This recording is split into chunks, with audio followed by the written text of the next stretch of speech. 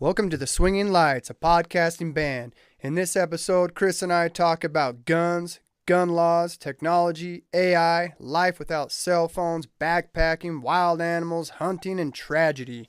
Hope you enjoy.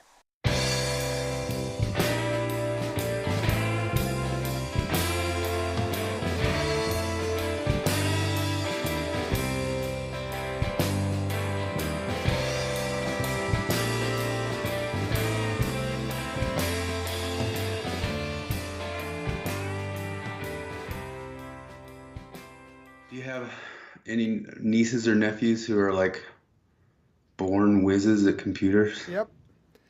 I don't know if they're Yeah, all of born them that are. way or they grow up around it, so they're just They're naturally good born at it. into it. Like they don't even know a world that doesn't have it. And Yeah, they're but all they weirded just out about telephone booths. I've never seen them see that, but What's the that? way they from 2 years old or 1 years old, the way they just kind of naturally know how to use a an iPad or something, just start doing it and playing with it. Like I can't really imagine what the world would be like if that's all you ever knew. Like, if that was just there from the time you were born, Right. But I that'd mean, be we could have said the same thing about some of the stuff we had access to when we were kids. what? What is that? CDs? What is that noise? That's my phone. Turn it off, man. Let your friends know we're busy. They don't. They're not my friends, they're my enemies. It's your mom. It's my friend. You never call me. You I never only return talk my to my enemies. texts. That's how I stay tough. Talking to my enemies all day long. No friends ever. Well, Friends get. think about when you I were a block kid, man. friends. You knew how to What? operate the stereo system. You knew how to operate the Television. stove, the television. Yeah, man. People didn't have that stuff before then. Yeah, but I guess that's true. I mean, everybody could maybe say that about something in their lives, although there was hardly any innovation for centuries on a lot of different things. But uh, I don't know. It is kind of weird being people who can remember the before and after of the internet. I mean, Oh, for sure. that's a mark in history. No matter, well, maybe history will only go so much longer, but if it goes another 1,000 years, that moment's going to be a remembered moment, you know. Right. Well, it changed everything. Oh yeah. It But absolutely did. it's All weird of a to sudden, you know. went from not being connected to anybody, really. You could call somebody long distance, you could send them a letter, but now you're connected to the whole goddamn world, basically. You know. Plus, it changed everything. Think of how many businesses have gone out of business because of the internet. Well, just as many have come into the internet, but But I mean, there's been like a lot. old. You used to go. What happened? Did your recording stop? No, I think it's just being stupid. Giving me a little Everything's normal to me. advertisement or some shit. No, it's still Mm. going. Anyway, continue. Well, before getting into all that, just a quick mention that there's a lot of people worried about like the future of AI and how much that's going to be taking over. But I've heard a lot of different opinions on both sides of it. That you know, a lot of people were freaking about what would happen to the horse industry or something like that before cars came along or something like that. Like all innovation through history has killed jobs and created jobs, but a lot of the worry about AI is that it will kill all jobs. That all AI will be able to do everything better than any of us can do it. But Hmm. um, still, though, I'm kind of more interested in the idea at the moment about being pre people who knew the world before being so connected and now after. Not to talk like old geezers who walked uphill both ways, you know. Because one of the truths about that too is we're just like the millennials in the way that like we remember it, but we also don't remember it. Like we don't remember. Well, here we are talking face to face right now. I bet you in a couple years we really think this is old hat. To some people, it already is way old hat. To you and I, it's really new. You're up in the mountains and deep in Canada. you're, you're way up in the snowy mountains of Utah, and I'm down in Salt Lake City. Yep. And I didn't even know you got very good internet connection up there. And here we are talking. Yeah, I man. also I'm not know like people that from way up far. north who knew anything I'm not that about far out, bro.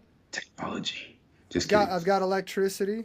I've got No, running I water, know that, and I knew you had internet already, but I didn't know septic like how, if tank. it would. I didn't know if it would run well enough for us to Skype and stuff, you know. But um, here we are. But in a couple years, we'll probably take this totally for granted really quickly, like the old Louis C.K. bit, be bitching if it's not working, like it's the worst thing that ever happened to us, and nothing does what it says it does. When right now at this moment we're not having to drive an hour and a half to see each other and set everything up, which we'll still do sometimes, but we don't have to every single moment, and we'll probably get used to it real quick in the same sense of we knew what it was like before cell phones.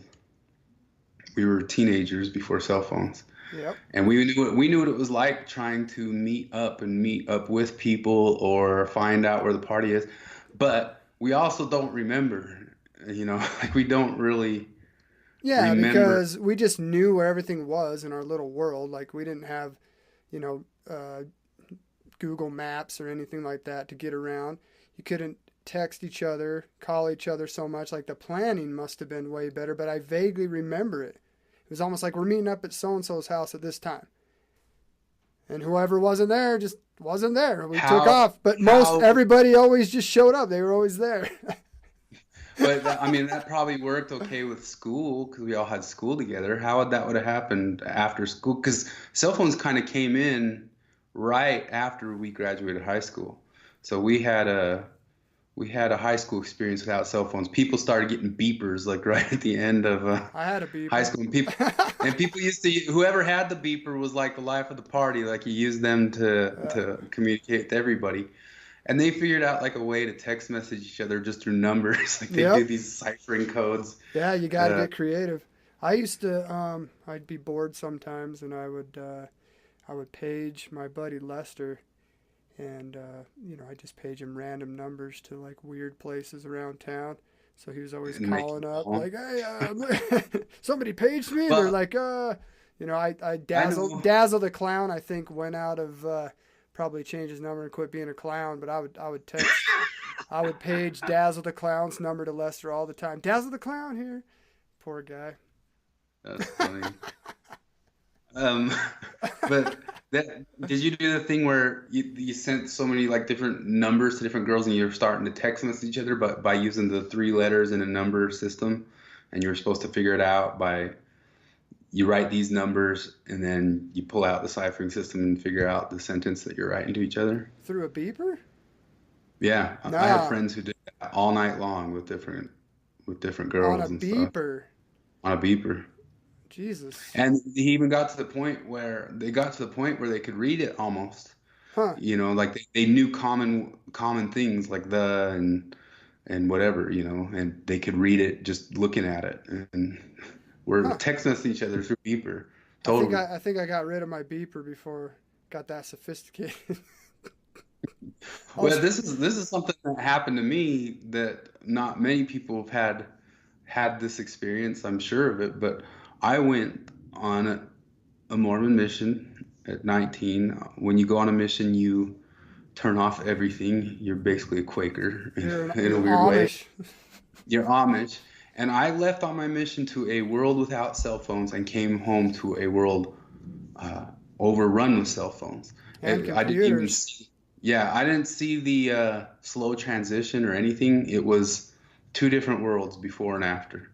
Like I remember getting home in the airport and everybody in the airport had a cell phone and I'd never even seen people with cell phones except on television before that, Yeah, you that know? was kind of odd because, like, you know, I I barely knew what a computer was, but I remember the whole Y2K thing. Like I was on a Mormon mission at that point I as was on well, mine too. and I was in everybody Mexico. thought shit was going south, man, because the computers weren't gonna like Turn update on. or so. Yeah, Yeah, yeah. That's I was on the mission too, but I was in Mexico, so you heard it floating around, but it wasn't that big of a deal down there. But it was really weird. It was weird to go out and come back to a completely different world after so long, you know. And I was one of the last holdouts. Like I refused to eat a cell phone for a long, long time, and finally got one. I used to call it like a digital leash or something like that, but I finally got one, and boy, has stuff been great ever since. But but no, what I'm saying though is that like you can talk like an old person, say, "Oh, I remember," but at the same time we can't remember. Like I don't. Sometimes I'm driving around and the way we meet up and catch up and if something goes south and we talk to each other and get things figured out, I'll stop and go, what did we do in these situations way back when? Like what, how did we deal with this if somebody broke down somewhere or we're waiting on somebody? Like just imagine we haven't been in a band without cell phones, you know what I mean? Think how many times stuff has gone weird and south or somebody's not coming or somebody needs something and we wouldn't have been able to communicate any of that pay without. phones, but then you got to be around a phone to answer it. Exactly. But then again, well, maybe there's a lot of different phone phone phone networking. You can call all the different ones till you figure out and find somebody who can go find the guy and talk to him or something. But I don't remember. I I kind don't of remember. miss it a bit though. Like from what How? I do remember, I kind of miss being more free Yeah. and less accessible. Hmm. I feel like it has become more difficult to stay on top and to maintain and work on all the interactions you have with other humans because it's like everybody knows I've been texting you. You haven't answered my text. You haven't Oh, and responded. It's like, I can see that you saw it right. now. And so it gets to be, you don't have as much freedom, especially to just lie. Like to just be like, I've got stuff going on. You know, like you can't even do that because somebody else is going to take a picture of your ass hanging out with somebody else later and post it on the media, right? Like you just can't get away from anything anymore, and it's frustrating. Um, I have But enjoyed. if people you hang out with are douchebags, you should be able to say, "Oh, I can't right now. No, Oh, I'm listening to this. Oh, I don't feel like it." no. What I mean is it's like I don't know, man. I have different calibers of relationships. You know, there's definitely ones that Well, there's I'm always gonna put the time in for. There's other people I care about, but I don't necessarily want to hang out all the time when they want to hang out, you know, or go to every event. So it's like it's a slippery slope, but you can't just like avoid you or can't give avoid an anything answer anymore. every Everybody time. knows you're being avoiding. You're Well, just like you're crippled by it, you know? Like I had a moment of that years ago, like maybe 5 or 6 years ago, where I kept finding myself at really weird concerts and really weird things that I'm like, how did I get here? Why am I here? Why am I why am I even with these people here? You know what I mean? Not that any person's been like, oh, these guys are idiots. Just kind of more like I'm out at a concert I don't want to see, and I'm here with people I kind of don't know, and how did this all happen? And and I realized after a bit that it was happening nightly. I'm not talking, and not only that, that like I'd somehow, without even realizing it, like scheduled myself out months, just saying yes too much to everything, you know what I mean? And you turn around every other day and go like, oh, it's Wednesday, I got it off, and somebody calls us, hey, you remember you said you'd go to Snoop Dogg with me tonight? I'm like, right. what? You know, I don't remember that. And then I think about it and go, oh yeah, I did say yes to that 4 months ago and forgot about it. And I guess but I kind of realized that I had to start saying no, or I would end up on a million different things and not. And a lot of the times I felt I had other stuff to do or more to work on. I'm not completely talking crap on. It's like the movie Yes Man with Jim Carrey that you can have a lot more in your life if you say yes to a bunch of things, but that can take over too. It can completely take Oh, over. for sure. I miss And I miss the ability to disappear completely. I think that's why one of the big reasons why I enjoy excuse me, enjoy backpacking so much. I love to get out there and be gone for days, and there's just no cell phone service. It's like I'm checking see, that out for might be days. too I much may for make me. it back. I may not make it back. Who knows? But I'm gone. I'm I could out. do a I'm day or out. two. I Oh, don't know if I dude. could do like a couple weeks. Oh, I Oh, could, but you could. no. And once you've done it a couple of times, you'll miss it. You'll want to do it more. Like it really is. You know, my daughter always kind of like kicks up some big argument when I want to take her out hiking or backpacking and stuff. And I try to explain to her, it's like, look, I'm just trying to instill in you the wisdom of where you can go to get away, to get away from it all because life is busy. You're bombarded with all sorts of shit. And sometimes it's a really good idea just to get away from the noise and reconnect with nature, right? So, um, I think backpacking is amazing. You just got everything on your back. You're left to your own resources to get yourself out of there. Um, Luckily, I haven't been terribly injured being out in the sticks. But when you come back, that's when you realize how goddamn noisy life is. It is fucking noisy, man. Oh, And it I gets know that. noisy in increments. Like you've been out in nature for days. You've hiked miles and miles and miles, and then as you slowly get back, you start hearing cars on the freeway, close to where you've pulled off to start your hike, and then you get back into cell phone service and freaking emails, cling cling, all the text messages, bling bling bling bling, bling, bling, and then it just gets more and more noisy as you get back to your place, right? Yeah. Um, where I live, I'm pretty fortunate because it's pretty quiet up here.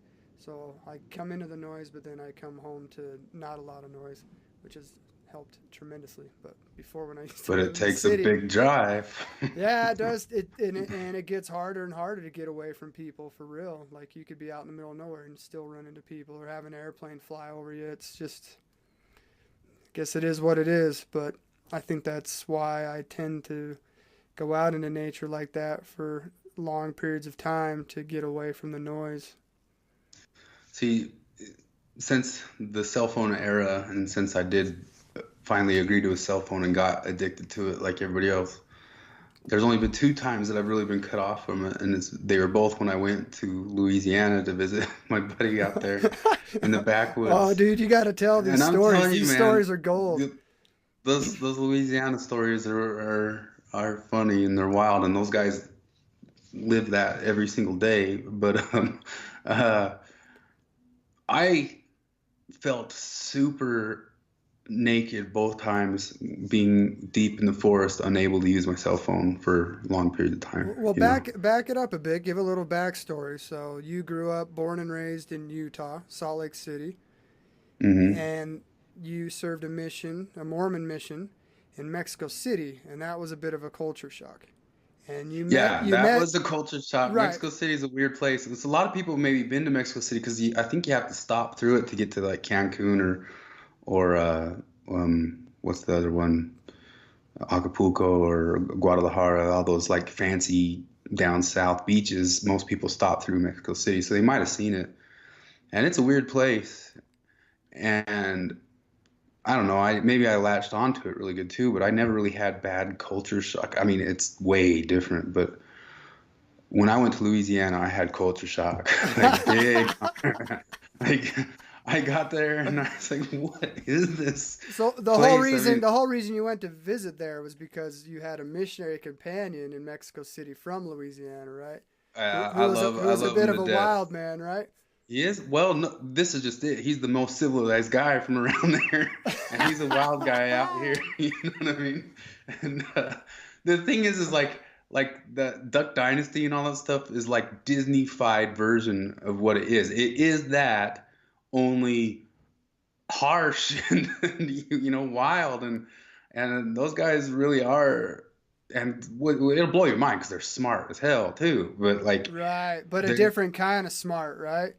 Like survival Well, they're smart. book smart too and survival smart. They're way smart, and everybody plays an instrument. Even the guy who didn't pick one up for a week while you're down there, and then all of a sudden he just grabs one and starts wailing on the bass, and you're like, "Oh, why you been holding out, man? We've all been here with an instrument." They all play an instrument like everybody speaks, you know. And Right. but it's an area like it's a lot of people maybe know Louisiana, but like it's really Catholic.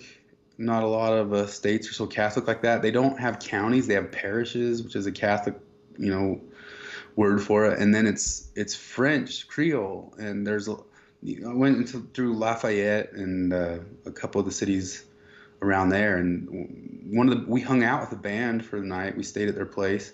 That band was a straight French band, you know, and they were Hmm. singing straight in French, and they spoke English too. It was kind of like just like you go to Quebec or whatever, and people speak both. But it's way more French than I ever anticipated, and then the backwoods is deeper and thicker than I ever dreamed in Hansel and Gretel. You know what I mean? Like you go deep in those woods, and it turns into nighttime in the middle of the day, you know, Oh, I bet. and there's all these back roads, more than you could ever imagine. These guys kind of like have like a mental map of all of it, and you have no idea and no way of knowing where So on you earth you you were are if you just haven't grown up. completely disoriented the whole time you were there. Oh, yeah, there's so many roads going everywhere. I never could have gotten out of there myself. I'd have died for sure, you know, but and then the cell phone just gets cut off back inside those woods, you know, and um, then you're hanging out with a bunch of wild guys when you're doing that too, and they're exactly like the show Duck Dynasty shows that only Duck Dynasty is like a total kind of watered down fake version of it. Like they really are pulling out guns like Yosemite Sam and shooting them on the ground and like and it's totally legal and all that stuff. And I remember I had to go jogging in the forest, after they'd call me a fag for going jogging, and I'd hear machine guns like through the trees and stuff, man, and I'd What? seriously like hit the ground for real, for really real. Yeah, and I had a picture of it somewhere on my Facebook, but like I was there for Christmas once, and they gave me like all these weapons for Christmas, and I was like, thanks, guys. I gotta fly home, so I can't take them, but thanks, and What'd they give you? yeah, What kind of weapons? knives and yeah, a bunch of knives and like some things that looked like other things but were actually knives. um, when I got uh, there, my buddy gave me a knife and he said, "If you don't got no knife, they're not gonna respect you." It's like, is this Crocodile Dundee? You know what I oh mean? shit. And but yeah, it really actually is, man. And they're wild guys and blowing up all these big things for Christmas and stuff because blowing up is a good way to spend the evening and making moonshine and all that sort of deal and yeah and You think it there's a can few be dead culture bodies shock. out there, man? I'm sure, man. Yeah. But yeah, it's crazy culture shock. Not just that, like you go through the cities and stuff and they look totally different. Like they have all those above ground cemeteries and all that stuff, and it's just like almost like a different country, even worse than Mexico City was. Uh-huh. And but the reason I brought any of that up is because it's one of the only times that I got, and it might be that I was feeling so out of place just in the different culture, but those are some of the only times I've been completely cut off from cell phone usage in, well, who knows how long ago it was. I finally did get a cell phone, 17, 18 years. And yeah, I felt naked. I felt worse than naked. And even what took me out the worst was the second time, and I went in going and mentally preparing myself, and I still was like, ah! Like I can't, this is so weird, and I can't talk to anybody, and I think maybe I could have handled it any bit better if I could have been text messaging people at the same time from back here or whatever. Mm-hmm. But it was really, sometimes it makes me wonder because I haven't gone on like some long hiking thing where I just cut off, but in an area that I'm more accustomed to, Well, it's or going to have a people. little bit of a different vibe to it because when you go out backpacking, you're usually going out with people that you're really close to and that you trust a lot. So there's some camaraderie there. Um, Well, my one just friend I'm super close to, but then I didn't right, know but anybody else. everybody else you're around, like, didn't you say his brother just punched you in the face, like right as you got off the plane? No, no, it wasn't right after I got off the plane, but it was just in his house, and this is very hard to describe. It was friendly, and it was a full-on punch to the face. It was just, uh, I don't know how to describe it, man. And then they turn around and start shooting squirrels in the backyard with like AR-15s and all that stuff, and gosh, the thing is, like, people got to go live and be around a world like that and know that there are actually that gun culture isn't just right there for sure. There's gun culture in all sorts of red state areas, and go be around that for any measure of time and listen to them talk and play with their guns. And the thing is, like, I always felt perfectly safe around them with their guns, even though they were crazy guys or whatever. But I didn't feel safe that I wouldn't get suddenly punched out of love. Uh, but you ain't getting those guns. I mean, we're right on the heels of Nah, another school shooting, and everybody's talking about curbing off guns and taking guns away. And I'm not to get political on that, but I don't own any guns. I'm probably never going to own a gun. I'm blind as a bat, so even if I had one, I'd be useless with it. But you're not getting those guns. You know what I mean? And there's more of them out there than you could ever imagine. right. And if you tried to go get those guns, you're looking at a war, and I'm not joking. And you got to go live around one of those cultures to understand it. Well, and the thing is it's I don't know, man. I remember when I was in junior high, and I grew up I went to junior high initially in West Jordan in Utah, and it was kind of ghetto-y, man. But I remember this gang member just ran through the West Jordan Fair and stabbed like 12 people Really? as a gang initiation with a knife. Jeez. So, in my opinion, it's like people are still going to do crazy shit. You get rid of the guns, people Yeah, still make well, bombs, people still terrorists make and terrorists do have stuff, figured out lately to just go run people over with giant automobiles. Right, right. So I mean, if somebody's really off their rocker and lost their shit, they're gonna figure out a way to cause destruction, whether guns are there or Yep. not. Now, there's been good arguments against like getting rid of handguns, and that one of the big reasons why cops are so jumpy is because you don't know who's got a fire stick in their pocket anymore because guns are so small, right? Handguns are designed to fucking kill people and be Oh, concealed, but right? there's so many concealed permit holders. Right. There's no chance How on how earth are that they at ever this given them point? up. How are you getting rid of everybody's handguns? It's just not. But shotgun is probably the best thing to have for home defense. You can't fucking miss with a shotgun. A handgun, Yeah. you get nervous and you're not like basically trained up and consistent shooting that, and you're in a nervous situation in your house. Good luck. But a shotgun, You you can shoot pretty much yourself in the aim it. foot. Yeah, shotgun, you can pretty much aim it and you can't miss. So I think shotguns are killer for home defense. I think they're good for hunting, and I think rifles are great for hunting. But all this other stuff I think is where the problem lies. But how are you going to get rid of all of it at this point? You're I don't not. see the answer to that. You're not. So the The, the real the only real the only problem, measure you could ever take will cause a war, right? and it's it's just all there is to it. I think they're talking on Joe Rogan's podcast. They looked up the numbers the other day. There's way more guns in this country than there are people, Oh and yeah, but what I'm saying is, like, if you ever go hang out with a real gun culture for any time, and there's a lot of people in Utah with guns for sure, dude, Utah is but very gun friendly. oh, sure. But I still wouldn't call it the gun culture that I saw there in areas where there's places like a lot of places in Texas and Louisiana and that stuff. As soon as you're outside of the city range, you can fire off anything you want. Right. So you hear it. Just like you said, you come across people out of in the middle of nowhere up where you're at. Well, it seems like out there there's people in the middle of nowhere and they're all using machine guns. You know what I mean? Like you can just hear it going off in the distance all over the place. And you're not gonna get those people to turn in that stuff without a fight. Right. There's no way. So what's the answer? There isn't one. the answers try to catch people in mental illness sooner.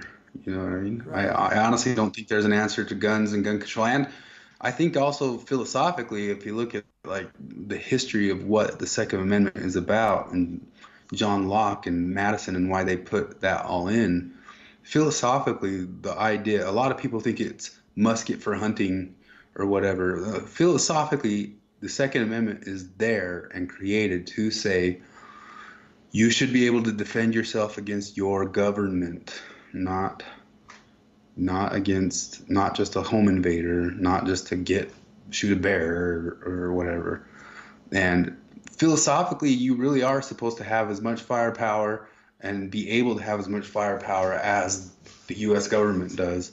And that's the philosophy behind it. And the philosophy behind it is one that claims to be part of what keeps the country liberal, because the government does not have a monopoly on terminal power. And there's a lot of people who make a lot of arguments for that. You know? Right. I'd be interested on knowing like what the studies are of how much crazy shit happened all the time that we didn't hear about because we weren't connected socially. Like you hear about a school shooting and you're like, Jesus Christ, you know, and it seems like a lot of shit, right? But we hear about things within minutes of them happening all over the entire United States. And before there were computers and smartphones and everything else, I mean, how much crazy shit went down and we just didn't hear about it ever. Like it could have been worse, it could have been less worse, but like, has anybody really done the studies on that? Like, well, so there was this kind of false number shooting around right after this one that there's been 18 school shootings this year, and that's not true. If you look at a lot of them, like they're including things in school shootings like somebody like some security guard or something had a gun near school and it accidentally went off, so they called it a school shooting. You know what I mean? And there's a lot of them in there, and it's really only a few, which is too many, that you could call like the actual school shootings as we know them, where somebody shot somebody else at a school.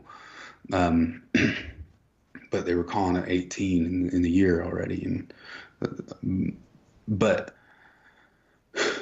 that's kind of out there. But I do think something as big as killing 17 people at a school would have gotten back to us. I mean, when was Columbine? Right. Columbine was kind of pre-internet era, wasn't it? I think I was on my mission for Columbine. Yeah, sounds about right. Yeah. So that was pre-internet era, and that really got out. But another thing a lot of people discount, and there have been psychological studies and media studies in this, that the spreading of that and popularizing of that and the social media aspect of that causes more of it. Oh, because some people want to have like some type of fame involved with it. It's going out in a blaze of glory. Right. For super nihilistic types, it's focusing on it and blowing it up in the media actually leads it to be more commonplace and glorifies it in a way. I didn't share it this time, but I almost always share it anytime there's a school shooting, and all it is just this old Charlie Brooker from the UK, guy who created Black Mirror. He has his own like show called Screen Wipe on television, which is kind of just like a review of the media type show. It's really good. And he's the writer of Black Mirror, so he's kind of a nice brain. But he always Black Mirror's intense, man. Yeah, he's awesome. But he had this really good segment on.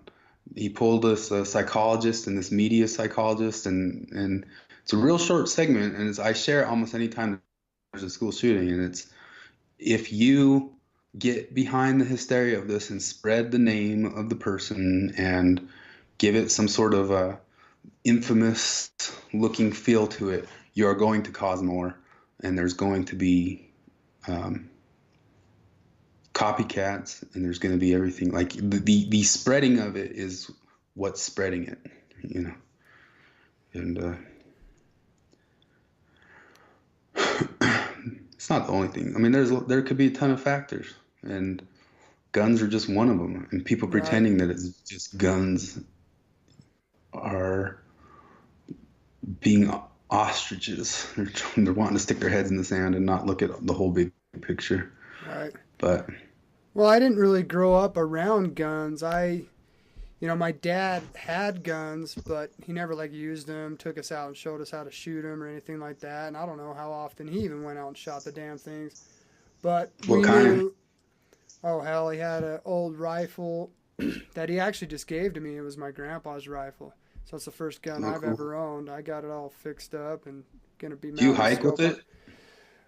No. Justin's in an area where he could really encounter a bear for really, really real. No, I've had And bears in my backyard, man. I've had a bear on my yeah, porch when my wife was out on the porch. It snuck up on her. She turned around and backed off, and she tapped on my window and was screaming at me. Moses. And I came running out the front door with a can of bear spray and chased it up the hill, man. Um, And mountain lions too, you oh know, yeah, I but haven't I haven't seen a mountain lion. My neighbors have, they're so they're sneakier. out there, yeah. But the big things that are scary up here. I mean, bears, kind of Moose. scary. Moose. I had a really close encounter with a moose. Moose are I scary. was People don't behind a realize tree. that. It came up. It's tough. Its hair was all poking up. His posturing it was pissed off. Oh But no. I got behind a tree.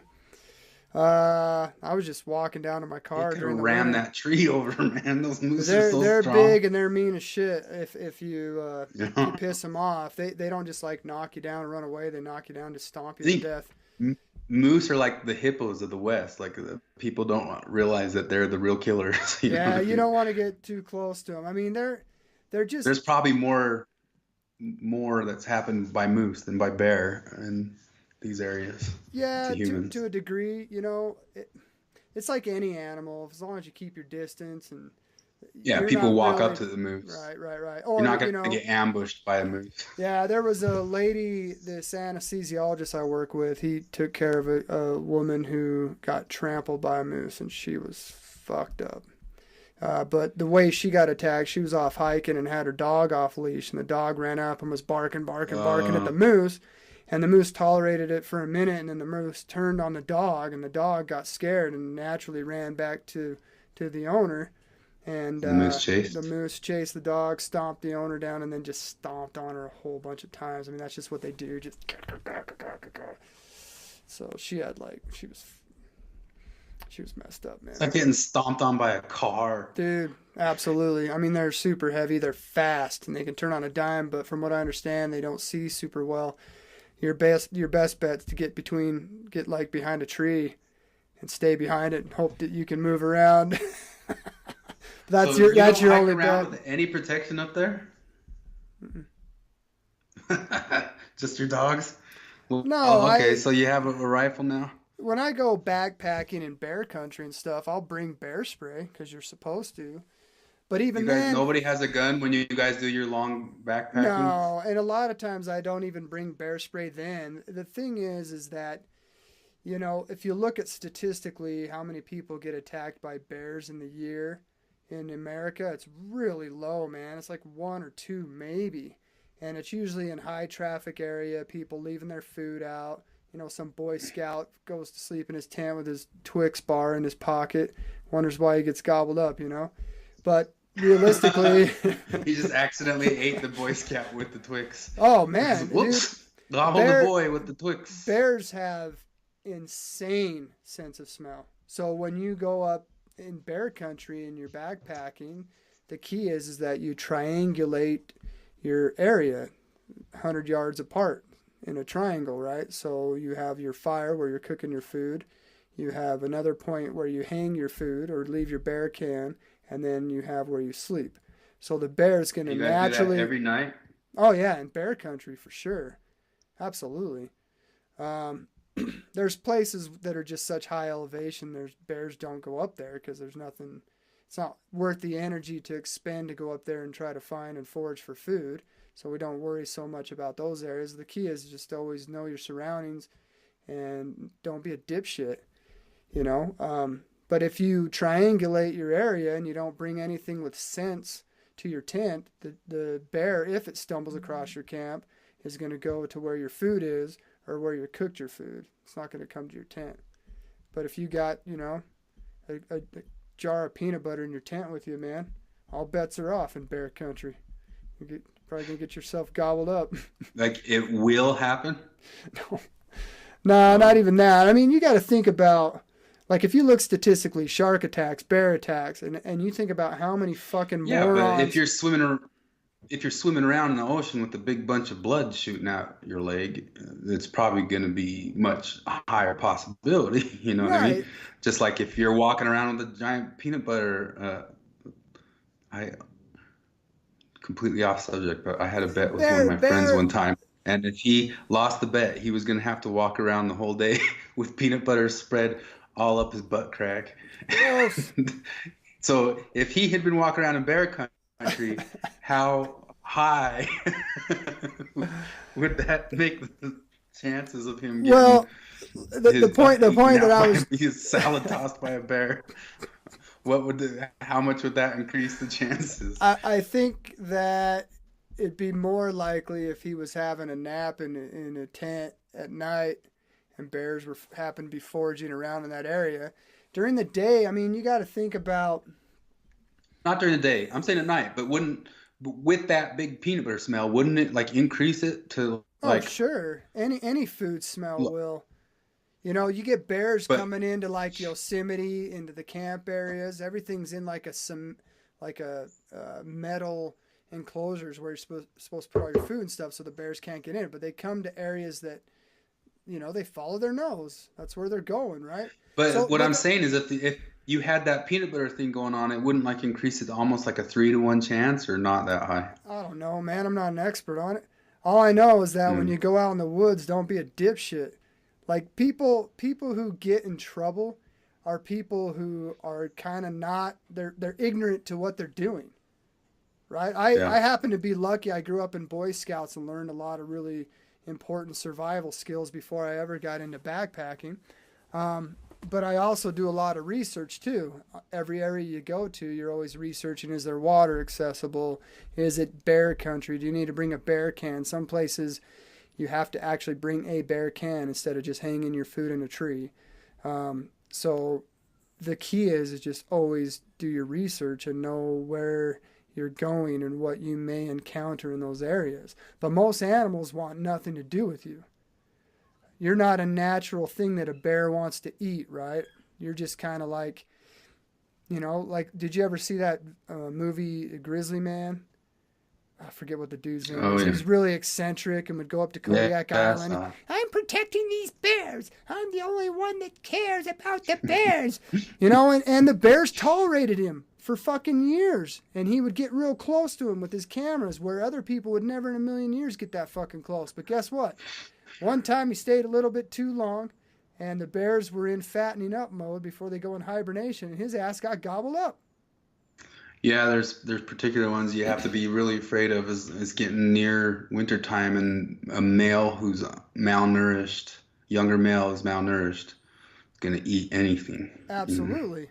And that's where like bear spray would come into, you know, be beneficial for you if you came across those things. But usually when you're backpacking with a group and you're making noise and you're talking and everything else, all animals are just steering clear of you, man.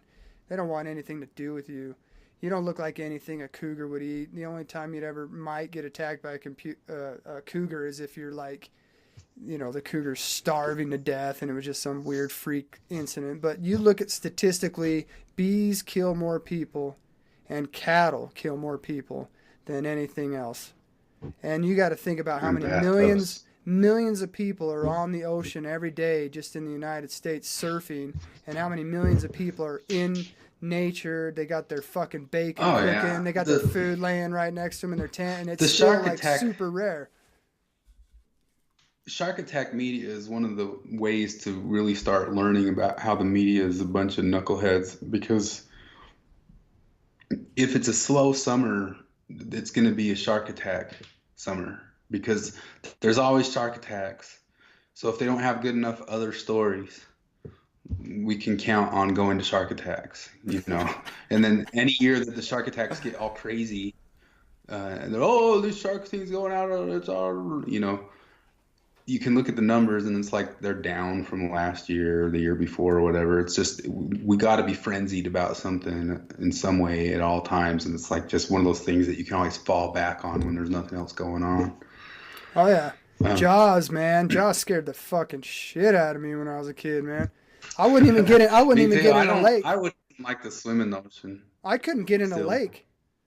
I went boating with my Ugh. with some family friends, and my parents weren't there. And they're like, "All right, you get out on the water weenie." And I was like, "I don't want to get out on there, man." I was like 12, and they're like, "Why?" And I was like, "Sharks." They're like, "There's no sharks in a lake, man." I was like, "Whatever." I Okay. don't believe it. There's sharks in there, man. Like I was I terrified. I never feel comfortable swimming in the lake. I always go, "What's down there?" But like I know it's not a shark. Oh, I don't But anymore at all. I But they made me when get in. They made me get in. I climbed out onto the water weenie. And I was like, fuck, man, I hope I don't fall in the water. Like, I was terrified. And they purposefully, like, got me to fall off and took their sweet ass time circling around to pick me up. I was fucking panicked, man. I was just like, uh, oh, God. You know, but now, like, I'm fine. I'll swim in a lake all day long. I don't give a shit. But the ocean, I've surfed, and I don't like get going in the ocean. I've only been in it once, and I'm like I don't want to swim out to where it's deep at all. But but I'm fascinated um, by it. Do you ever watch, like, surf documentaries, man? It's fucking rad. Like, I would love to get into surfing for real, but shit's scary, dude. it's crazy as those guys, all those backwoods dudes in Louisiana are big surfers, man. Like you would never believe it. They could all like shoot down to Texas with their surfboards at any given time, and I never really thought of that area as a surf area, but they surf a lot. Huh. And, That's but wild. anyway, backing up, what we lost. What's your gun for? Like, what do you use it for? The rifle I got for my dad, Yeah, I'm gonna hunt deer and elk with it. really? Yeah, Do you absolutely. know what to do already with a deer or I'm elk if you learning. kill one? I Um, you going so out with somebody? so here's the thing. I've over the past few years had a bit of a difficult time with meat. We're like I can't help but be disgusted by like factory farming. I have a tough time with it, but I also enjoy eating meat. I have a soy intolerance. I tried to be vegetarian for a minute and I found out after that I actually have an intolerance to soy. It's fucking wreaked havoc on my life. And when I eat meat and vegetables and a little bit of carbs, that's when my guts all feel good. Everything just works right. So, luckily where I live, there's local humane raised cattle.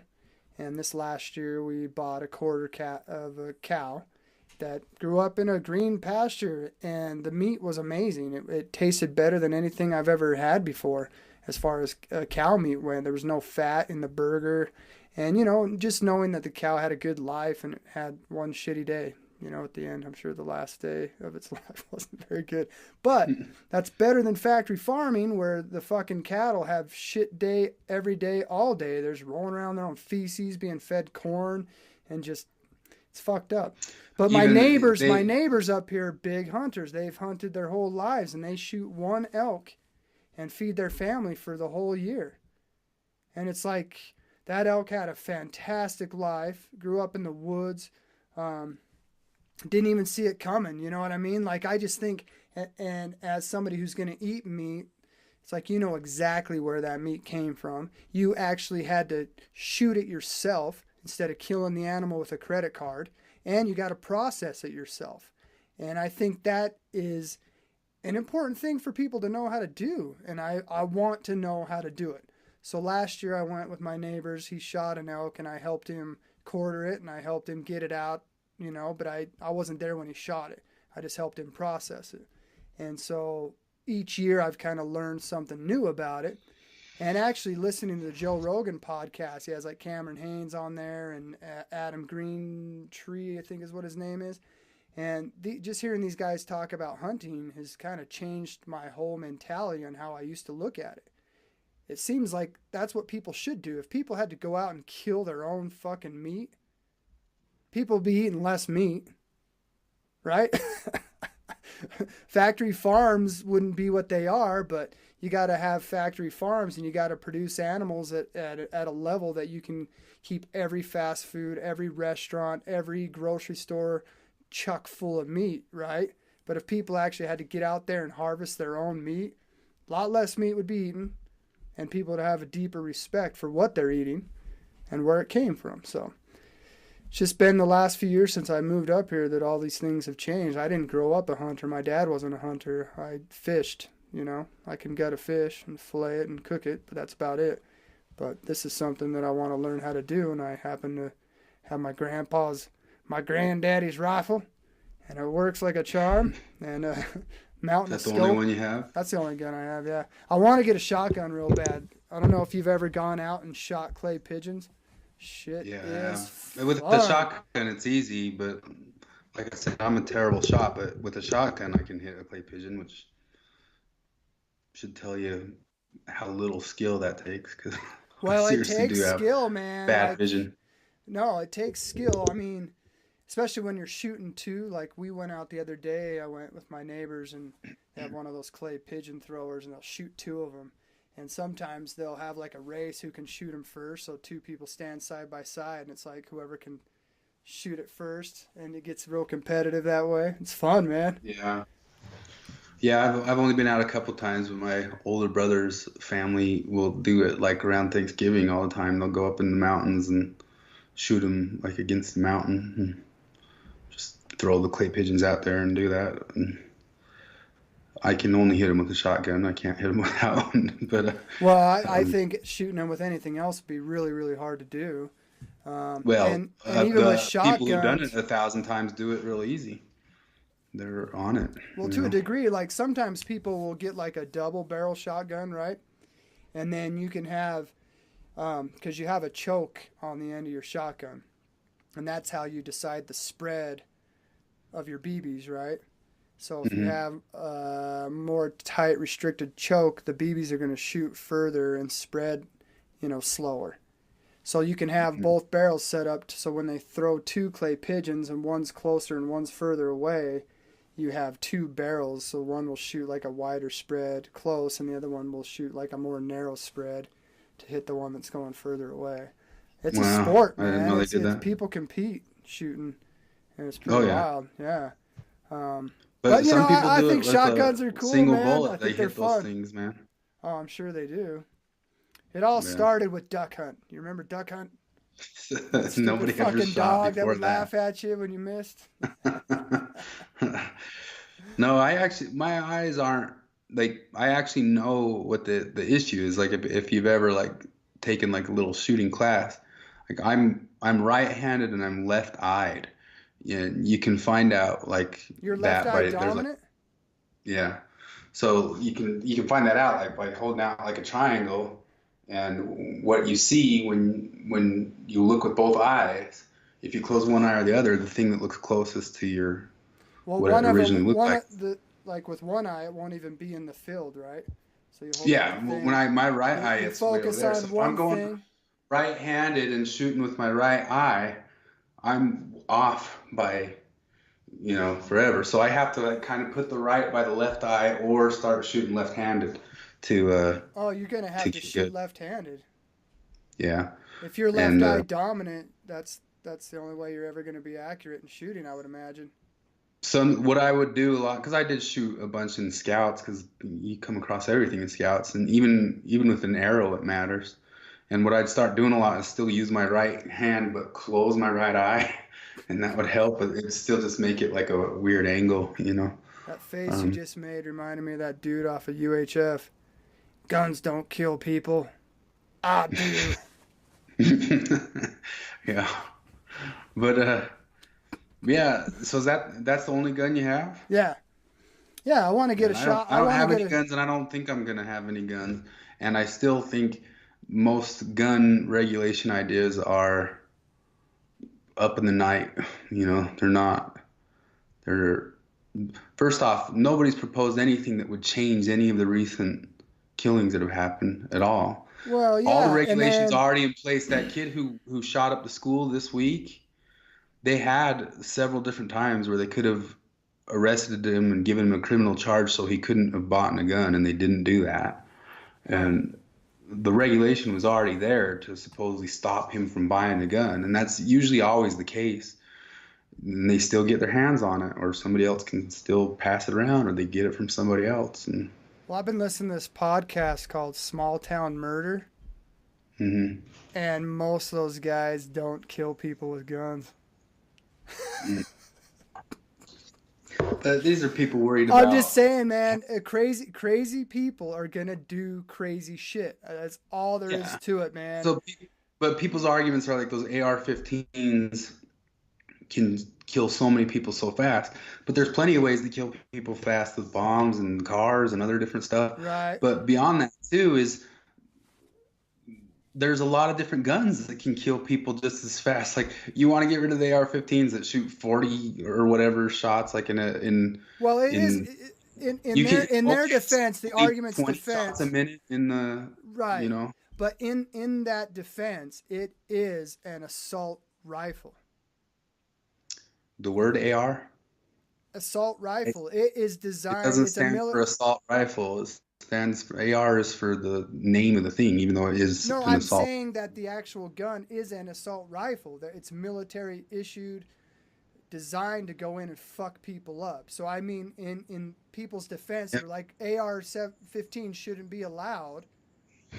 Why? That's I get it. the Lockean idea of you should have sufficient to defend yourself from the government.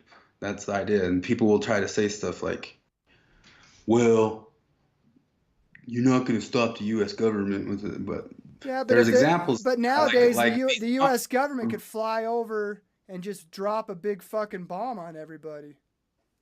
sure. Like But like we don't there's have the also ability plenty to. of examples in history of small militias, which is the word is included in the Second Amendment, standing up to the U.S. government or the Russian government Right. with just things like AR-15s. So people don't understand that that's the concept behind it.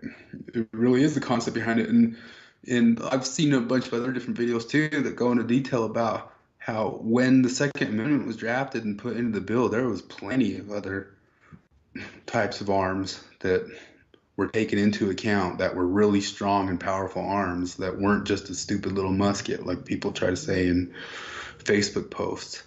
And they were well aware of those arms, and they were well aware that arms would grow. It's a philosophical concept that comes out of John Locke, who's one of the main philosophers that the founding fathers used to draft the Bill of Rights. And What are your thoughts on grenades?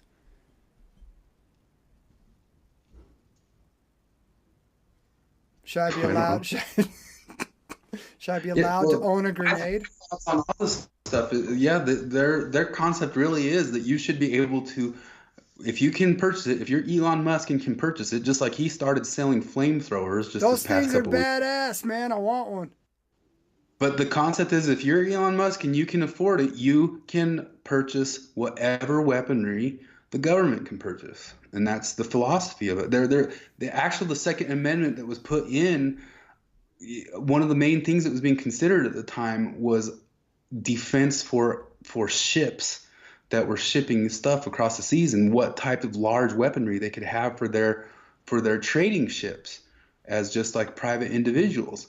And they could have as much weaponry as the U.S. government had on their ships. Huh. And it's a concept that is deeper than a musket for hunting. And if you think it's just a musket for hunting, then that's what the Second Amendment's about. You haven't studied anything about it, looked at the Federalist Papers or anything like that. You know, What would you it really use a is. You're supposed to flamethrower be for? strong.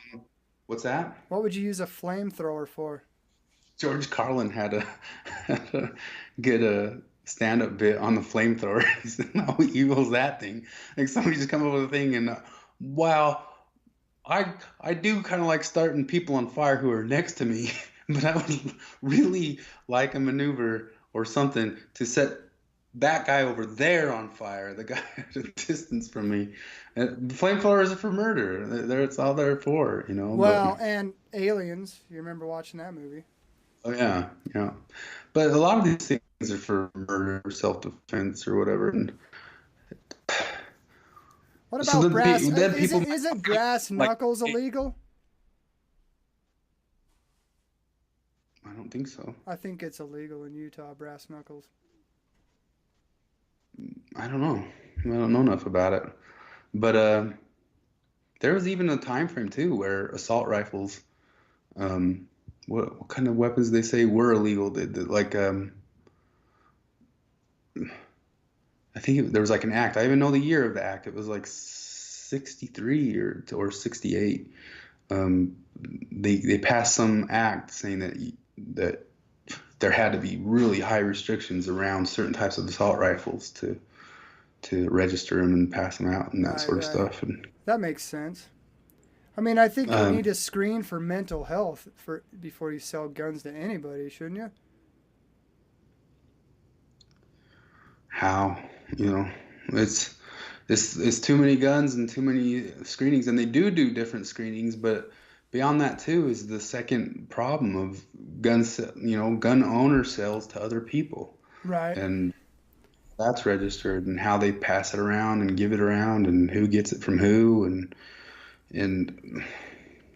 So basically, shit's the just gonna cat's out of the happen. bag, man. It's already over. The So weapons are so already out there. right. So the bottom line is, if shit's gonna happen, there's no way to take all the guns away. They're already there, and people are gonna do some fucked up shit. Like we're like, Well, are we ever honestly gonna be to a point in our evolution as human beings where crazy shit isn't gonna happen? Whether it be a no, school shooting, whether it be a serial killer, whether it be a fucking leader of a government who wants to blow shit no, up. Like, are you ever going to be free and clear from tragedy? no, You could no. take In all the fact, gun, you could take all the guns away. There's still going to be, if you look at history, there was tragedy done with swords. There was tragedy done on horseback with bow and arrows. Like, look at Genghis Khan.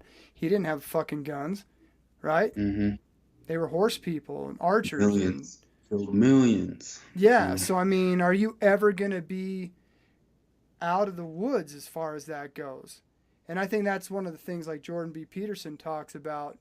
You know, we're trying to make everybody safe instead of making people strong, right? Sure, Like but at the same time too, you we all can't want be to know that we're strong against a safe, nut with an AR-15, you right? know. But Well, um, don't underestimate kung fu, man.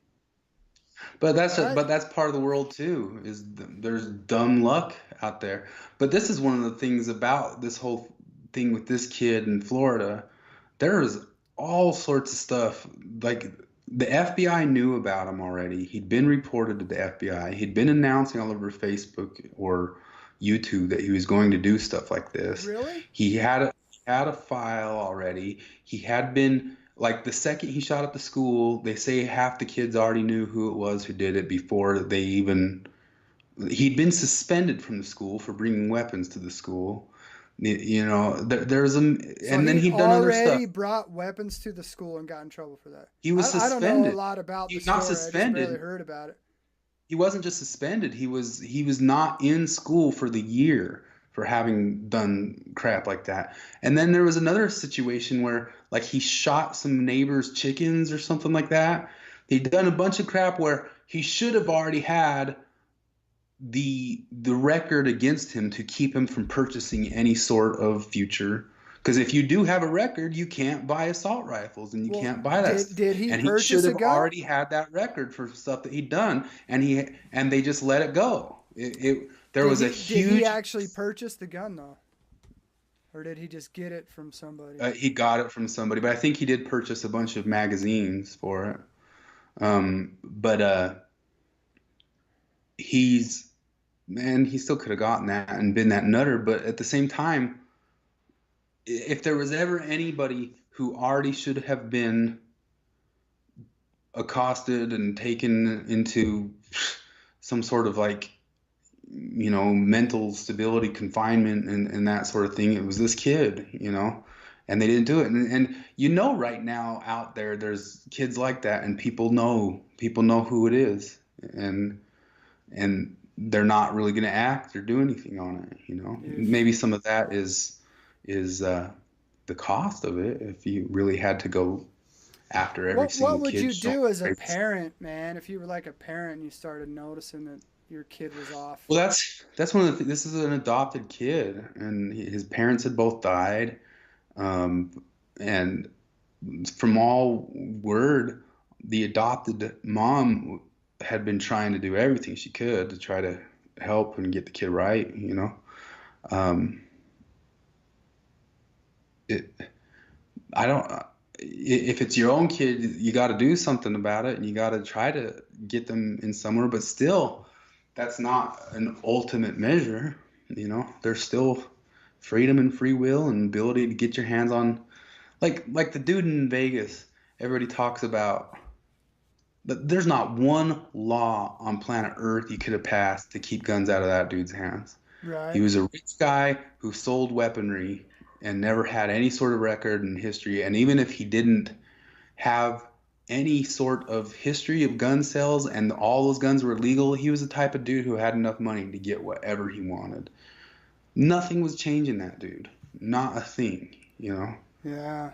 And I honestly think that that's rare. When you think Yeah. about how many people own Not guns just in that. this country and how many of them are responsible versus how many of them are doing Well, crazy this shit, it's a this is the rare other amount thing. of people that are using guns to do bad things, right? These school shootings are crazy rare. If you look at the actual numbers per capita, everybody points to like Britain and Australia and saying we're doing so much better than them. No, we're actually like down on the list for school shootings if you go by per capita. If you go per capita, we're like 10th on the list in a lot of different situations. We just have a big country with a lot of different people in it. Yeah. And they do have shootings in those other places. And um, but yeah, like anybody else, you wish there was some way to make sure nothing bad ever happened ever again. I mean, we could outlaw being mean and bad, and if somebody breaks that law, we can just be shocked that somebody broke that law. No, I don't think that should be a law. I like being mean. It's fun. Well, yeah, you don't like school children. No, But that's really it comes down to people try to use like these emotional arguments against things to try to shame people and act like they're gonna come up with not one person has proposed anything ever that would have stopped stuff like this. And they come up with ideas like after the Vegas thing, they were talking about passing legislation about bump stocks. Like that's like silencers and bump stocks. Would that have stopped this? no way. It's just so dumb. It's Well, so I think people are just desperate to try to put an end to things and tragic events that I feel get like where the motivation comes from. I just don't sure. see how you're ever going to do it because it's always going to be something.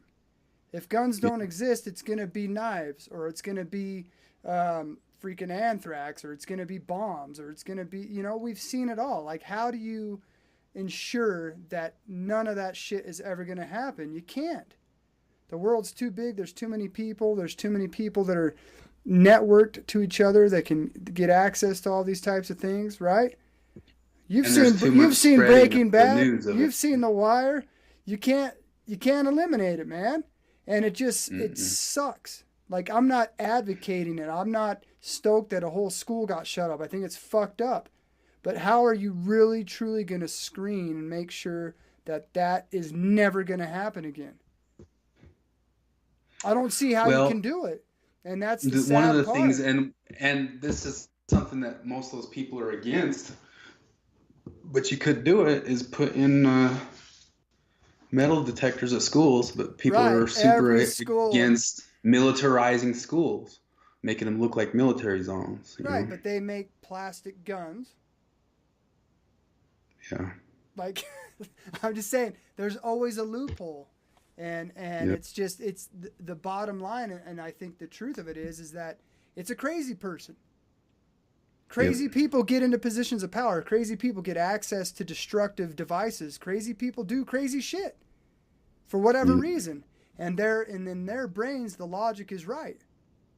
I Small Town Murder, man. You should listen to it. Don't What listen to it a happens? lot. Is it people serial killing, or is it like one Some of person them are dying? serial killers. Some of them are just like uh, crimes of passion. I mean, it's just all over the place. But it's like Is anybody it who gets podcast? to that point, yeah, man, it's really funny. It's like I remember I started listening to My Favorite Murder, and Yeah, my sister listens to that one. and She was just wearing the it's T-shirt today. it's really great, and I think the two gals are good, but it's like way too much banter. Vocal fry. I listened to it a couple times. I couldn't listen to it because of vocal fry. There was one girl. Oh, Yeah, yeah, it's just but I get why it appeals mostly to the feminine. The feminine love that shit, and I think it's really I great. don't But mind the feminine talking and then their points of view. It was just the sound of that. Like the no, other day, Joe what Rogan had once they Tony get Hinchcliffe into on, and his voice just oh, right, it's for me. It's not that. It's like once they get into the crime, I enjoy it. But they do like an hour of banter before they actually get to the crime. And yeah. I just can't like sit through it all. Whereas a lot of people I know just love the hell out of it. So I'm not trying to be like sexist or anything like that, but There's one called Small Town Murders, two comedians, two dudes, and they have a little bit of banter at the front, but then they just start diving right into the statistics of the small town. This many people live here. This is what the cost of living sounds is. good. If we've convinced you to move to this town, this is this is the real estate. So they read like. And it's hilarious. If you want to put a tent on a piece of land, it's going to cost you this much. Anyway, so they give you like good background and history of the small town, and then they dive right into the murder. So they're just getting to the point quicker, which for me works better for me. But this one lady fucking started fires, dude, everywhere. She killed like 3 of her own kids, burned down houses. Everybody that let her live at their house had a fire start in their garage or some shit. It's just like fire is destructive. How are you going to make it so people can't use fire? Chemicals. Like There's a lot of arsonists for people are sure. just going to do crazy shit. They're crazy people. So ultimately, if you're going to put an end to all of this stuff, you need to get rid of all the crazy people. And how are you going to do Have that? you heard about in England, the guys run around randomly throwing acid on people's faces? Why? There's been like 500 cases of it. Randomly, actually, they kind of choose good-looking people. That's the non-random thing of it, you know. The only thing I've seen that's hilarious is when people run around and cut off people's man buns. You're not doing like permanent I still damage. think that's dickheaded. Like I would never in a million years do that or condone it. And if I saw somebody do it to a dipshitted man bun dude, which I'm No, not really it's against man fucked buns, up. but But if I it's saw cut. somebody do it to a man bun dude, I would kick that guy's ass if I was there in person. But um, Still kind of or funny. I'd help the man bun guy because he's probably not going to be very strong. But That's um, terrible. anyway, have you listened to Real Crime Profile? Mm-mm. They got a pretty good podcast, but they kind of tend to focus on real famous ones, you know.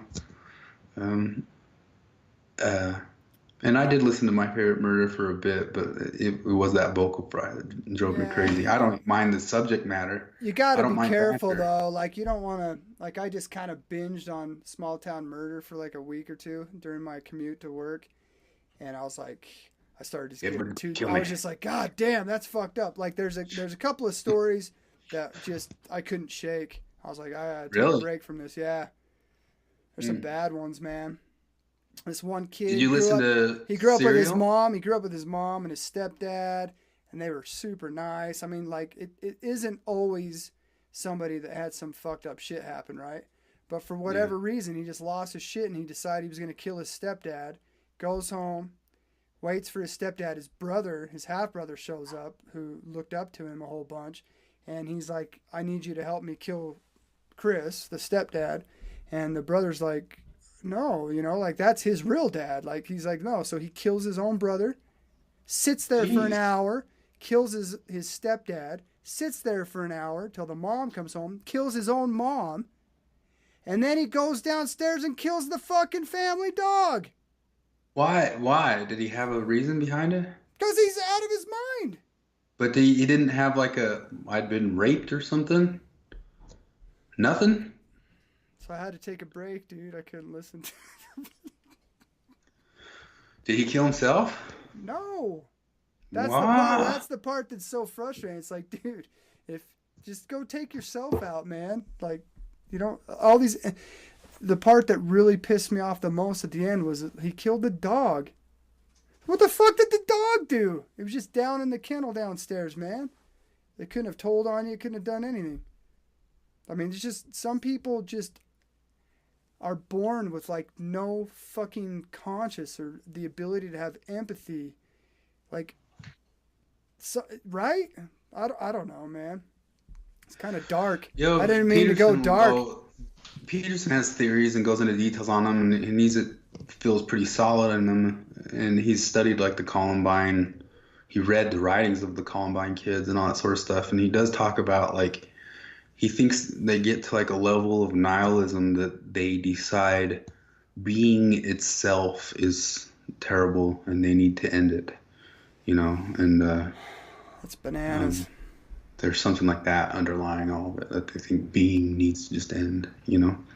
Which actually, I've been reading the Brothers Karamazov in the past little while, and there's one of the big arguments in the whole thing between the two brothers is one is arguing that being itself is bad, and the other is basically on the other end of that. But that's the boiled down bottom thing that they're arguing across thousands of pages. You know what I mean? But Right. yeah, Peterson's pretty convinced that that's the level that it gets to where you get suicidal, but you want to take a bunch of other people out with you. Right. You Yeah, I know. And he talks about that sometimes on his videos. That he studied into the Yeah. serial killer mind pretty in depthly as well, and just people who do. I mean, he's a clinical psychologist, so naturally. But I find it fascinating to study. The Ted Bundys and the freaking Zodiac killers and all that type of stuff. But This you can't this is study the it thing for about very him. long if you want to stay happy. Like you just kind of got to take little glimpses of it here and there. But it's I agree fascinating. with that. It's terrible what they do, but it's also fascinating. Like how can somebody be that way? And there isn't like a real answer, Like, and some of it there's just zero answer. Yeah, and one of the answers for regular people about that, especially when it comes around to thinking you can pass utopian laws, is that you will always have these people with you. You are not going to make a utopia where they don't exist. They are there, they're going to be there, and if we got rid of all of them, more would develop, and it is just part of life, and that's unfortunate. Unfortunate. I mean, that's not a good enough word, but when it comes to answering it, you know what I mean? Some of it's so random too, man. One of the stories that really just I couldn't shake at all was this couple. The guy had worked his whole career, got out, sold everything, and him and his wife, their whole goal was to move to this area and buy all this land, right? So they buy all this land, they build their dream house on it, and they're just living there for years. And this kid comes from some other state just wanting to be a mountain man. Goes up, lives in the mountains for a while, and then for whatever reason just decides to go into their garage. He was like staying out on their land, spying on them and shit for days. They went in their garage, and the guy was like ex-military. The guy who actually like bought the land with his wife, and that was their retirement situation. So he's like a guy who has guns, right? But this dude goes into his garage and got one of the dude's guns and just waited there for like 3 days. And finally the guy comes out of the garage. He shot the guy and his wife, stole their truck, Was that For no desperation? reason. No, no. He got the guy, had him at Was he like gunpoint. some Called. PTSD? No, he called the woman out. The woman came out. He brought them both in, tied them up, and then he just had this like conversation with them, just being cool. And then he just fucking shot the dude in the back of the head, shot the wife, stole their truck. So it's just random shit like that is so terrifying. It wasn't even like he knew these people or anything. It was just like these people just happened to have a piece of land, live in their house, and Have some dude just comes by Have one you day and seen decides to shoot them both. No Country for Old Men? Like that movie is really about this concept, really. That like Chigurh, the dude in it, he's really like an archetypal representation of evil. You know, he's not really just some killer. You know, it's really an archetypal representation. You've seen that movie, right? Yeah, I've seen it once. So one of the things about that whole movie is if you watch the whole thing, you realize nobody does anything. You know what I mean? Nobody stops anybody. Police officers are always two steps behind the situation. And in the end of it, Chigurh, the killer, just does another killing. He gets hit a little bit, but then he keeps walking and goes off, and he's still just out there. Hmm. And that's the concept of just you're not gonna really stop it. You know, there's going to be that for forever, which Peterson gets into biblically, talking about the representation of that is that the concept of the snake in the garden is the concept of even God's own garden is going to have like a snake in it. You know what I mean?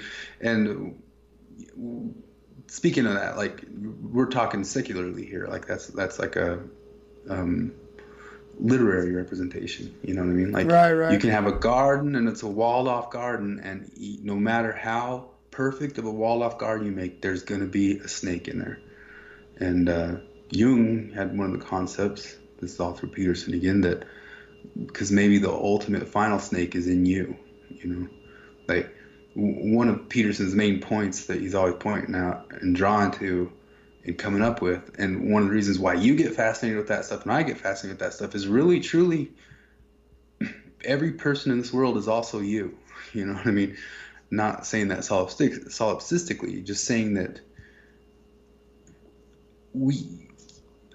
some people want to divide the world into he's good and he's evil. Some of the people want to divide in the world and like there's not any of that. There's all just circumstances and situations. But the real truth of the matter is any single one of us can be the worst possible thing or the best possible thing to this world. So the whole idea of the ultimate good and the ultimate evil is all in us. It's like you. like Solzhenitsyn said, the line of good and evil goes right down the human heart. And I think one of the reasons you get fascinated about people who go off the deep end is that you wonder like what could make you go off the deep end like that. Is there something? Could I go something like maybe it's some mental health issue? Maybe you know, if you've experimented with enough drugs, you know that there's like a way your brain could get. Not saying on the drugs, just saying that like it just kind of reveals to you that sometimes you get out of your mind. You know what I mean? And people who have different chemical imbalances and that sort of stuff can get out of their minds. Right. You know, much Well, more. Out of obviously mind than I their felt. perspectives aren't normal, right? Like they're viewing the world through a completely different perspective than the Sure. average person, right? But that's not the only answer too. The other answer is some people can rationalize themselves into it. Like they can rationalize needing to do it or having to do it, you know. And I think that's one of the reasons why we watch so many stories and all that sort of stuff. Half of what stories are seeing people in situations that not half, most, Right. all of it is It's like you seeing the other crime people do a the thing. crime and punishment book. I haven't finished the whole thing yet, but basically the guy talks himself into killing a despicable One of the reasons, person, and he justifies himself in doing so. yeah. But he But one can't of the reasons, live with it afterwards. Is the thing, right? yeah, and strangely enough, one of the reasons about why he decides to make the kill is a really philosophical, studious reason kind of, I think he in the book did it off of reading Napoleon, um, but it's also a big Nietzschean concept. I think we talked about it the other day that you aren't, if you aren't able to go make the crazy move, you're ultimately a coward. So like there's, he talked himself into not just am I doing the world a favor, but also if I am not willing to do this, I can't be a truly Superman. Like I can't be an above person who makes decisions that are above the morals of other humans. And he rationalized himself into it in this academic way, you know. And there is a big, like we talked about that a little bit recently, that like somebody, a married man who never has an affair with another woman, if he was never once tempted with an affair with another woman, can't say he was morally good. He can say it was neutral, you know what I mean? Right. Like I wasn't bad or good. I was just never tempted. But like somebody who is a top-notch world athlete or a top-notch movie star or Justin Carroll, when you get approached by 20 different hot women throwing themselves at you and you're married, there in the Nietzschean concept of that is the guy who wants to cheat and does it is higher than the person who was never tempted. Does that make sense? And then the ultimate high one is the one who was tempted and did not cheat. Right. Okay. Does that make sense? So the person so the guy who's never tempted is lower than the one who was tempted but dared to do. Right. That's an interesting concept. In those, it's an academically moral concept that if you're somebody who makes a decision and takes a decision and rolls with the consequences of a decision and is faced with a hard decision, you are automatically in a higher position of testing than the person who never had to face it. Right. And in that book, Crime and Punishment, he kind of uses that weird same kind of mentality to get to the place of feeling like he should commit a murder. You know what I mean? Because the person who just never was put in the position to make a murder is not moral. But that's a really academic concept of morality. You know what I mean? Like it doesn't mean that it's right. Somebody else could come along and say, no, I still think the person who was never tempted is more moral than the person who, you know, but. Yeah, but how can you be moral if you're never tempted? If you never have to say no to something, then but your also, integrity's never been challenged. Yeah, but even beyond that too is if you're never tempted, never thrown anything at you, you're neutral or nothing.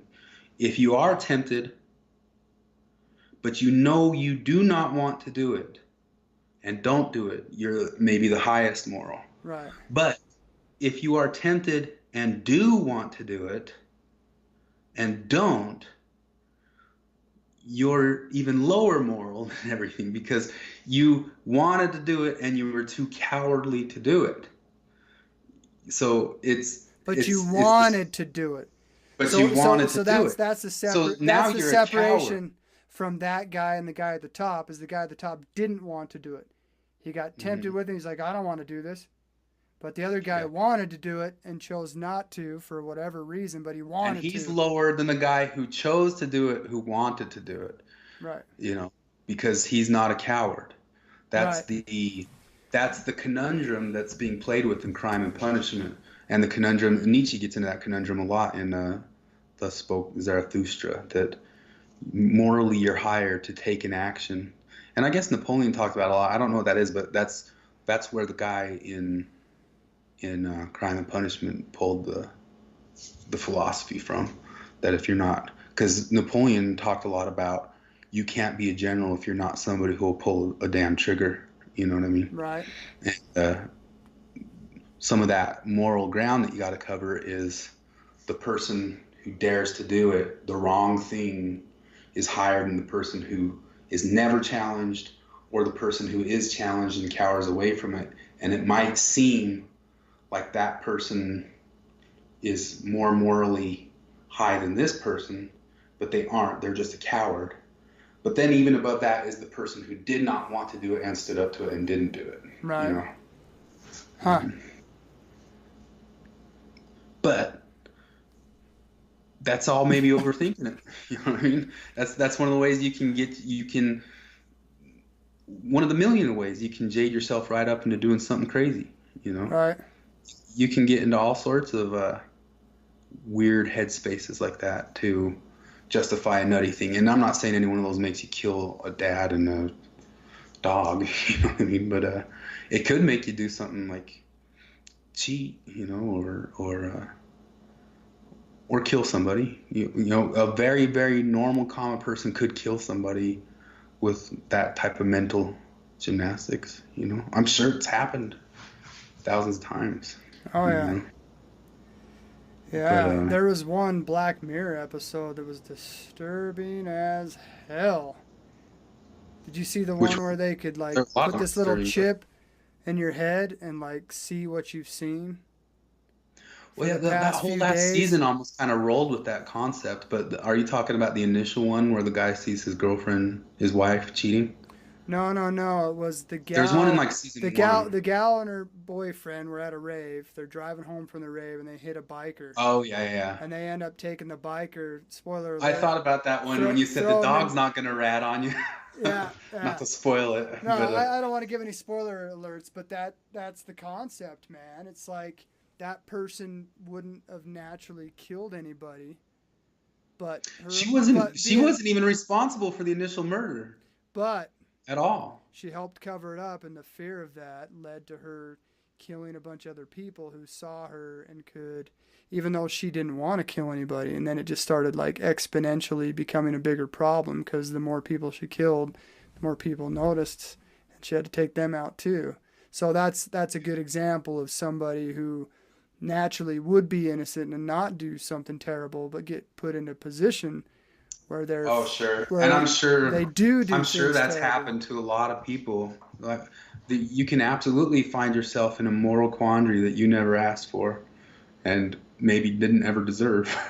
But here you are, Oof. you know. Scary, man. Scary You stuff. hope it never happens to you, but the answer is just do the damn right thing. Like if I ran over somebody, I don't give a damn what the circumstances are. I'm talking to the cops. I'm turning myself in, you know. But that's me. But at the same time, you could be in the car with somebody else, but then again, you got to be smart and not drive. They were intoxicated when they were driving. So. Yeah. Did you ever see? Did you ever used to watch The Whitest Kid You Know? Oh yeah. That sketch Well, I mean, comedy I've stuff. only ever seen clips. I've never watched like a full episode. Oh I've man, seen they a got this ton one of clip that's like a hunting accident. It's freaking terrible, dude. They accidentally shoot a guy hunting, and he's like bleeding out. He's like, "Help me!" And he's like, and the one guy's like, "Oh my god, I can't believe I shot you!" And his buddy's just See, like, if you his ever put buddy's this like, on "Bob, YouTube, Bob, now he knows your name, Bob. Bob, you need to calm down. All I'm suggesting, yeah. Bob, is I bring the truck over here and I lay on the horn for a minute, Bob." It's like, I can't kill him. He's got kids. Kids have vendettas, Bob. They grow up. Well, but that's Their humor's super sick, but it's funny. there's been another movie that I've seen recently. Oh gosh, I shouldn't even bring it up because I'm not gonna be able to drag it up. But it did have something to do with when you're put in a scenario where you know you've witnessed something.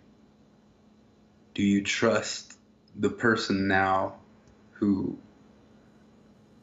like, there's been several different movies where somebody's witnessed something and somebody saw them witness it, and now they're in trouble. They're in danger just because they witnessed something, you know. And Right.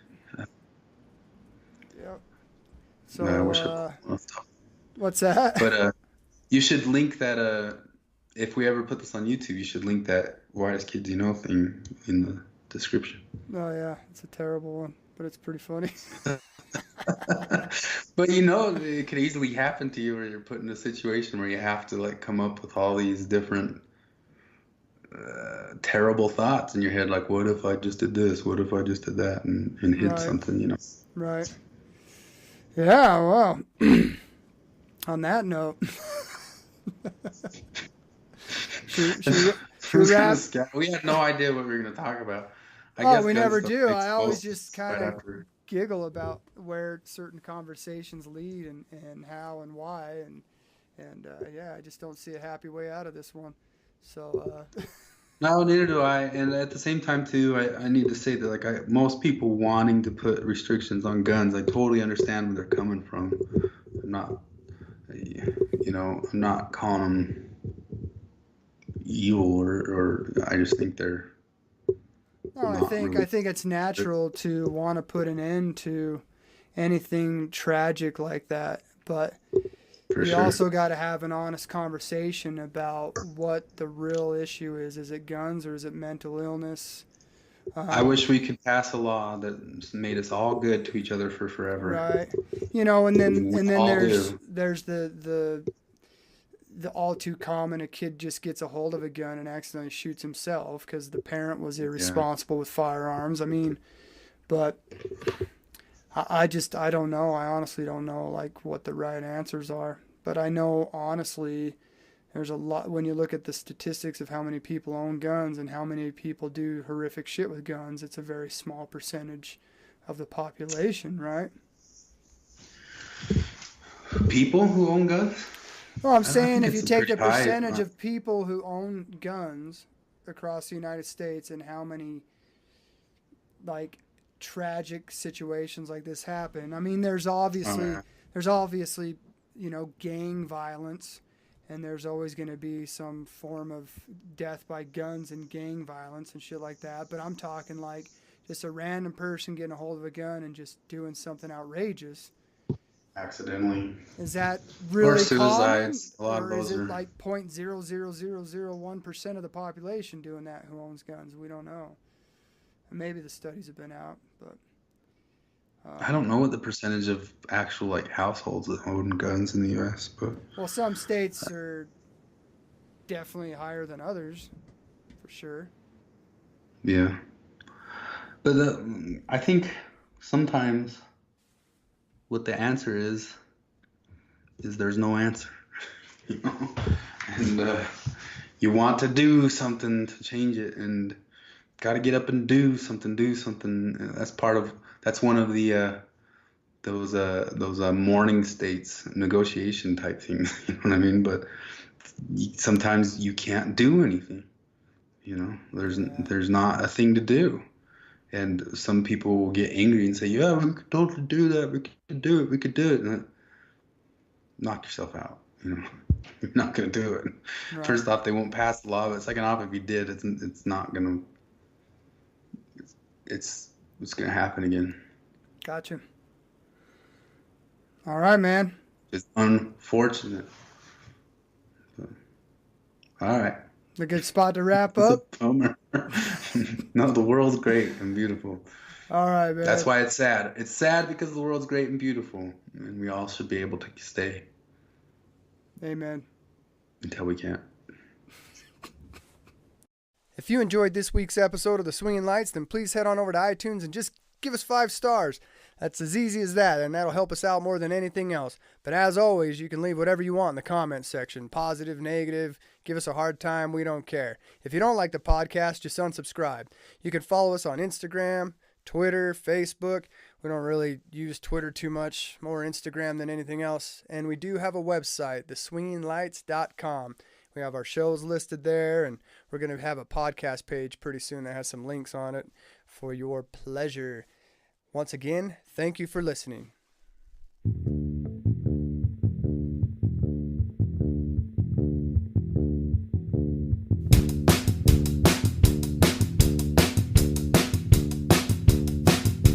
Everyone is having a laugh at that hell I'm in.